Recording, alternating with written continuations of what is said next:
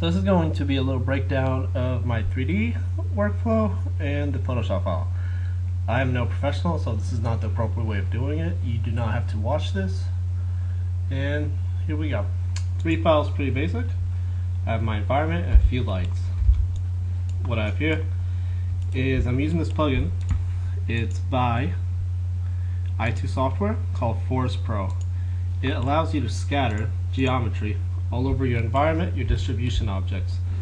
So here I have a few cacti, a few bushes, and they have a plugin or add-on to it which just scatters whatever you want. So they have a library and you can pick a field, grass, stones, whatever you choose. You'll just put a lot of it everywhere. So that was the setup for that. Then I put the image of the car in my viewport background and matched the perspective as much as possible. I found a model online of a Lambo. That's why I put it in the viewport background as a reference and as a shadow pass, so that way I can get the same lighting as I have in the photography with the 3D. So here the shadow pass, as you can see, was created with this light.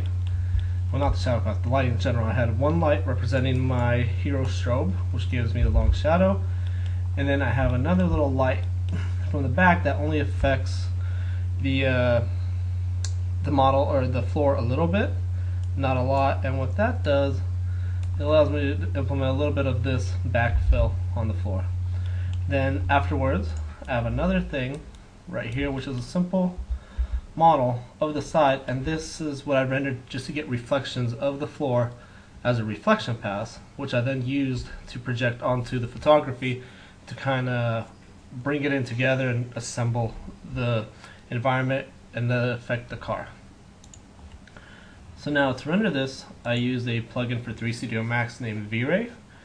There's multiple plugins out there. Only reason why I chose V-Ray is because the models I have for the environment that I used for the bushes and the different elements in the foreground are from a company named Evermotion. Evermotion has a few models that are prepped and ready to go that are capable or compatible with the plugin V-Ray. So better than me spending hours surfacing them, they're pre-made, good to go. Just put them and go to color. Now once I went and did the final render, I'll open up my RGB pass.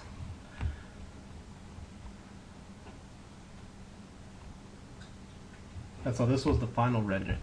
I rendered multiple render elements, such as alphas for the rocks, so that way I could put rocks in front of the tires to kind of blend the foreground with the photography.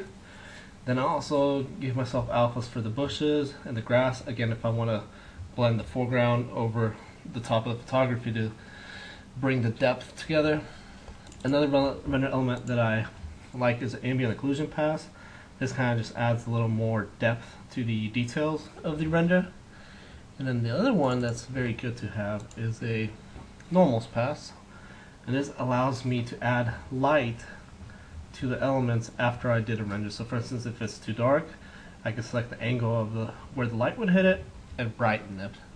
So now to go through the Photoshop file, here's the final. So just like you would have started off with the hero base of where the light would be. Then I brushed in the back end, the side, took out the strobe reflection, add a little hint to the wheels, to the back wheel, little tail light, more little roof, retouched out some of that crap, add a little glow to the lights, and then I use banding for just retouching purposes. So there we go. And that was the hero. Made a shape for the car and then put it in my scene. That's what we'll go look at here. So start off with the black base, then there was the environment, put it in, didn't like the way it was looking, so then I color corrected it, add a little more curves to it, put the car on top, little curves on top of the car, and then here, so you can see I used some of the alphas to add rocks in front of it. So now we kind of blend in the two. Then I found the sky, put in the sky for the background, and then this is all collapsed. Add a little filter, give me a little more pop. Now this was an ambient occlusion pass, and all that does, as you can see, it just gives you a little more depth inside the details. Now here was the reflection pass, and here's the render of the reflection pass. This was just that door, simple black paint with almost like a chrome-like finish. So now I have the rocks to reflect into the model. So that was the, where is it? Here we go. That was a reflection pass going into the model, or into the photography of the side of the car.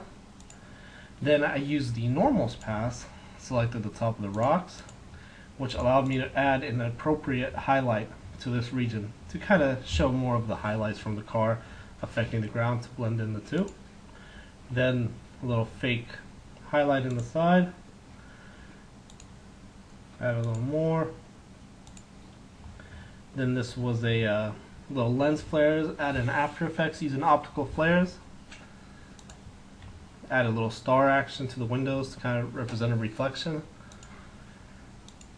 And that pretty much sums it up.